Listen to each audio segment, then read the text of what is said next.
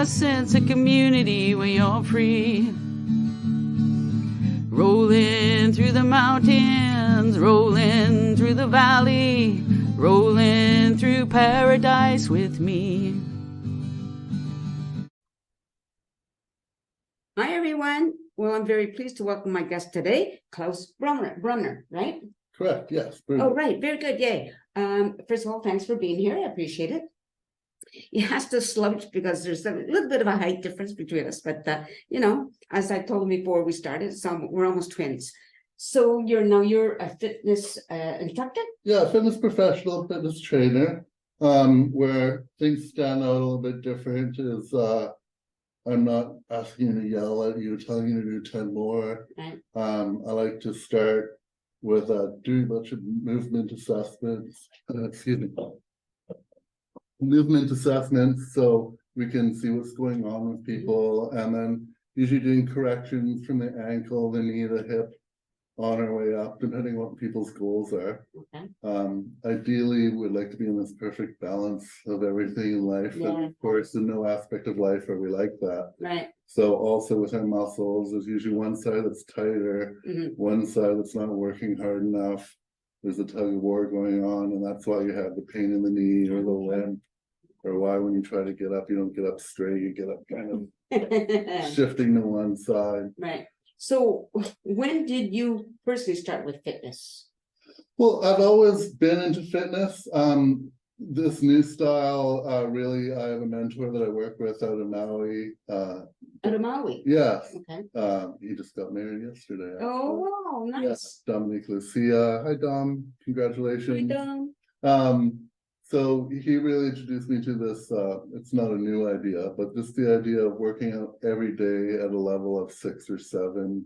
So you can still have exertion level. Okay. So you can still do things in life. You can still carry on with the rest of the day. The idea of working out to exhaustion, there's no science behind that. Yeah, right. There's no science behind leg day. You shouldn't be able to go upstairs. There's that old expression, no pain, no gain, but that's not true, right? That's not really true, actually. If you want the best gain and the most long-lasting gain, what you need to do is actually stop before there's pain. Okay.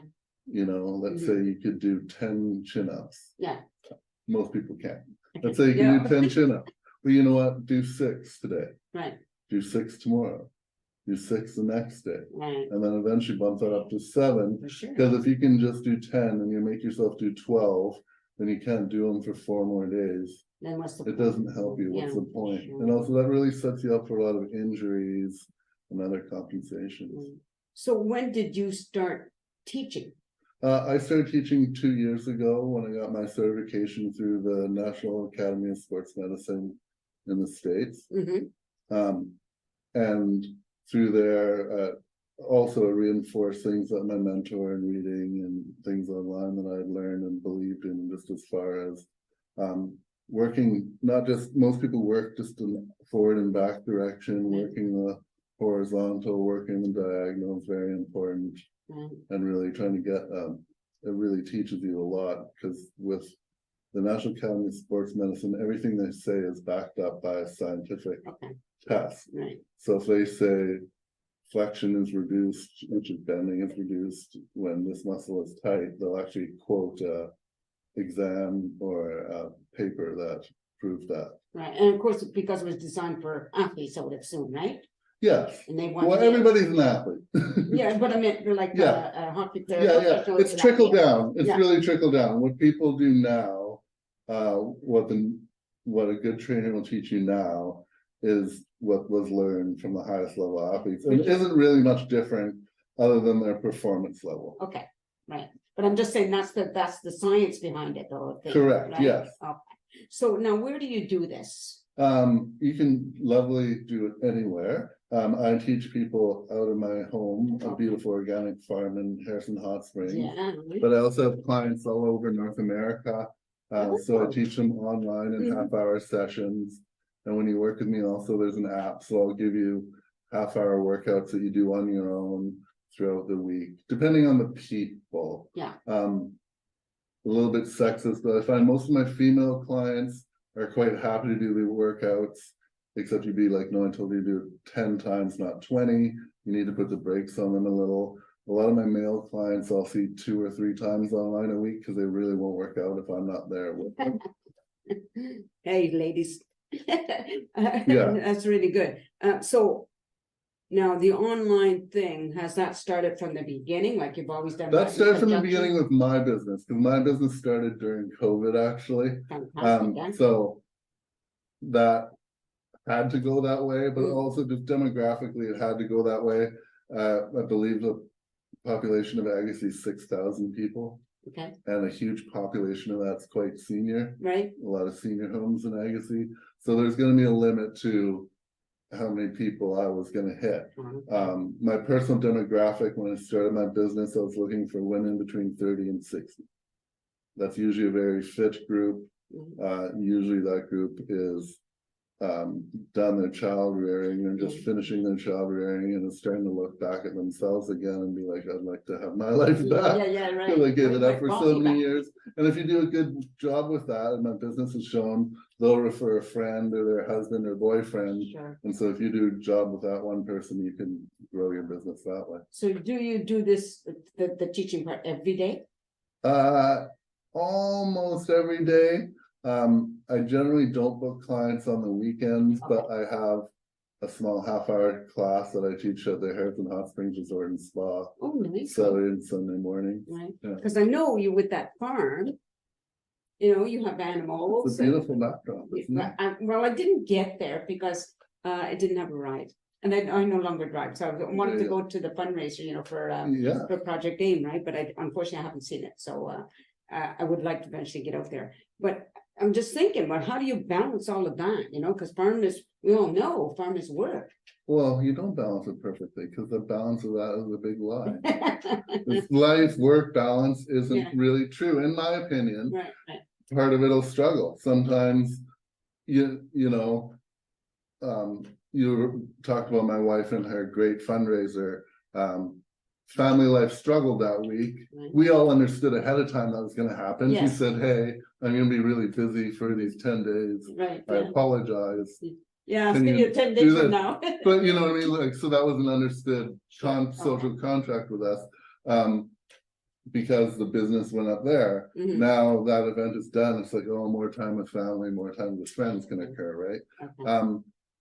The idea of the farm and my business is I can schedule the time myself.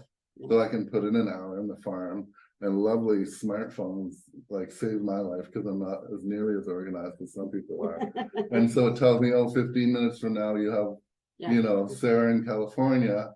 So I go home, I have like my farm outfit and literally like a different uniform, put on my fitness uniform. Right. And then that's like your new. Yeah, for sure. I have to put everything on my phone, otherwise I'll forget. And those reminders are what you really need, right? But eventually the plan is for my fitness business to take up most of my day, and me hiring somebody to take up a lot of my farm jobs. There's some that I can't really delegate, but a lot of it's I can delegate it. Sure. Now with fitness, now do you talk to people about diet as well, or you just I'm not trained with diet, and there's so many opinions of diet out there that I try to stay away from it. The thing is, if your fitness goal is weight loss, it is 100% diet. Right. But I found for myself more than diet is portions. Yes, that's what I meant. Like what? If I just find if I eat less, instead of these big things, I'm not starving, and the tummy's fine. Right. And there's certain things that if I eat too much, like for me, like a big bowl of pasta is just my comfort food and stuff. And that's fine every once in a while. But if I'm doing that 3 times this week, okay, time to reassess, go back on your line. No, you're a very tall man. People who don't know you, he's 6'7". We're almost the same height. Do you require like more sustenance for your energy level? I would imagine I need more calories than someone of your stature. But a lot of it's to activity level and age too. When I was young, I need to eat way more. I don't need to eat that much anymore. I'm 51, and I'm actually quite amazed at what little amount of food can be good for me if it's nutritious food. Yes, you know, I had a problem in April where I was eating a lot of junk and a lot of sugar and a lot of caffeine. And then my body started putting out junk and I felt, Some So, of us love you our know, junk. once again, course correction, because that's what we really are, constant course corrections. What do you find like with your clients? There are some of their greatest challenges. Everybody has different ones. Some clients, it's giving themselves time. Okay. Some clients, it's self-belief, you know, that's a big one. I'd say about 30% of clients is believing that they can do it. But I love it when they don't believe they can do an exercise, and I know like it's well within their possibility and they achieve it, and then they're like so elated and so happy. A lot of that really comes out in kind of balancing, any kind of balancing stuff. I do a lot of single leg exercises. We do a lot of exercises on wobble boards and Bosu balls and Swiss balls and things like that. So once you start having people wobble and balance, a lot of fear can come in there. Yeah. But like I say, when they achieve, it's pretty awesome. So what about people who maybe have had some kind of an injury and they want to get, let's just say they had something happen to their leg, but they want to get it working better, you know? Do you work with people like that? I really enjoy working with people like that, especially if somebody wants to get better, because then they're motivated and they'll listen to instruction much better. There's a whole history of tests, movement tests that you can do that can really tell you the story of the leg or the ankle and where things need to go. Sometimes, you know, you think it's your knee, but it's actually your ankle. Okay. So you do different mobility tests, overhead squat assessment, single leg squat assessment, things like that. Really tell us a good story of where to start. And like I said, a lot of that is lengthening something with do a lot of body rolling, a lot of then you go to stretching, and then you're trying to activate another part, because what's really common in the body is one of the muscles or two of the muscles are doing the work for another muscle that's happy to be lazy. It's like the siblings that are doing it for the one sibling, and they're fine to just, you know, fine, you do it. Eyes do that, right? The same thing. If you have an eye that's a little bit weak or whatever, the other eye takes over. So you're not helping that eye. That's why people sometimes have to wear a patch to strengthen the weak eye, right? When I started needing reading glasses, and it really shocked me how different my two eyes were. I thought they kind of degenerated the same way, but no, it's not the way it goes, unfortunately. Now, just out of for fun, for instance, do you ever have anybody come back to you and say, "Well, that was terrible. That didn't work for me"? It hasn't happened yet. I've had clients that came for a few appointments and then were like, you know, I'm good. And then of course your mind is like, they must have hated it, but you don't know the whole story. Didn't have the opportunity to follow up to find out why. And then people aren't always honest. To be honest, I lost the most clients when interest rates went up. When what went up? Interest rates. I lost a handful of clients, and none of them said directly, but I'm pretty sure it was they no longer had that, you know, extra little amount, because for a lot of people with a house or whatever, that was $300 or $500 more a month, or $600 or $900 more a month. And then there's cost of food, there's got everything. So that's when the only time I ever had like a big blip of clients going out. Clearly, I'm not for everybody, and some people, when I'm going to talk to, aren't going to be interested in working out with me. Most of the people who are going to work out with me are people recovering from an injury, or like, you know what, the old method didn't work out for me. That's like 12 more, 4 more push-ups. Give me 10 burpees. What is the youngest person that you've had? I only train adults. Unless there's a special circumstance. I'm happy to give advice, but I generally don't like to work with teens. That's just a personal choice. And from having 2 teenagers at home, and also it really conflicts a lot with what my beliefs really conflict a lot with a lot of high school sports and the high school sports programs. Particularly, I find most high school sports programs don't have enough rest and recovery in them. So what about the opposite and the oldest? Who is my oldest client? Because we know there are people out there in their 70s who are in really good shape, right? Yeah, I think late 60s is my oldest. Okay, all right. Just kind of curious about that. So let's just say you decide. Not including like the half-hour client I'll see on a Saturday at the Oh. hotel. Okay, I've had like a lady in her 80s. okay. So that was, that wasn't a reoccurring client. That was someone who was staying at the Mhm. hotel and took advantage of an activity there. So let's just say people came to you, older group of people, like over their 60s, and said, Yeah. look, we need some fitness, but we don't know what we need or where to get it, because a lot of things are geared for the younger demographics, right? Is that something you would get into? I'd have to talk to them and see if our goals align, like that's complete possibility, or, we have to see if they're interested in the product. Yeah, right? for sure. So how would people get a hold of you? You could do Tall Claus. Say that again? Tall Claus Oh, at live.ca that's is in TALL? TALLCLAUS at live.ca Okay, is my email, and Heartfit by Klaus is my website. okay. Yeah. Oh, that's nice that you have a website, because everything would be right there, right? Correct, yeah. Okay, that makes a big difference, should I? Yeah, I imagine a lot of people are, okay, wait a minute, back up a little bit. Now, as you said, you started during COVID. So since then, like, have you noticed more people are into fitness, even within that short space of time? I think a lot of people started good fitness habits during COVID. Mhm. But I also know if you go on Facebook Marketplace, there's a lot of people who bought fitness equipment during COVID that are selling it No, now, selling it. which is great because I'm getting stuff cheap, or I'm buying it and Yeah, giving it to clients, or to saying, hey, here's this right. $150 grocery ball for $20.